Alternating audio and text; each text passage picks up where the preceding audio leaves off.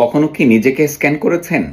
Scan করে দেখেছেন যে আপনার ভালো দিক কি কি আছে, ভালো অভ্যাস কি কি আছে, অনুকরণীয় এমন কি কি আপনার চরিত্র আছে, চারিত্রিক বৈশিষ্ট্য যা অনুকরণ করলে অন্য কেউ উপকৃত হবে, সামনে এগিয়ে যাবে? হয়তো আমরা সেটা ম্যাক্সিমামই করি না। আমরা অন্যের সমালোচনায় অনেক ব্যস্ত থাকি, নানান নেগেটিভ কমেন্ট মানুষের পোস্টে গিয়ে করে আসতে পারি, কিন্তু কখনো আমরা আমাদের দিকে তাকাই না। আমরা আমাদের কি ভুল আছে সেটা দেখি না।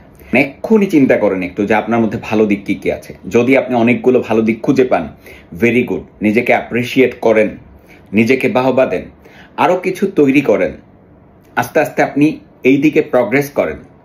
আর যদি নিজের মধ্যে কোনো ভালো দিক আপনি খুঁজে না পান, এটা খুবই ভয়ানক।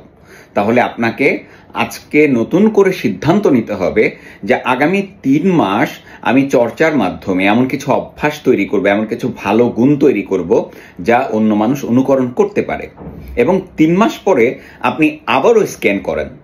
যদি আপনি ভালো মানুষ হতে চান, তাহলে নিজেকে স্ক্যান করার কোনো বিকল্প নাই। আমরা আত্মসমালোচনাটা খুব কম করি, অন্যের সমালোচনাটাই বেশি করি। আসেন আত্মসমালোচনা শুরু করি আর নিজেকে আস্তে আস্তে বেটার জায়গায় নিয়ে যাই। একজন ভালো মানুষ হওয়ার স্বপ্ন দেখি, ভালো মানুষে আস্তে আস্তে রূপান্তর করি। ভিডিওটি শেয়ার করে সবাইকে ছড়িয়ে দেন, সবাই যেন উপকৃত হয়। আল্লাহ হাফেজ।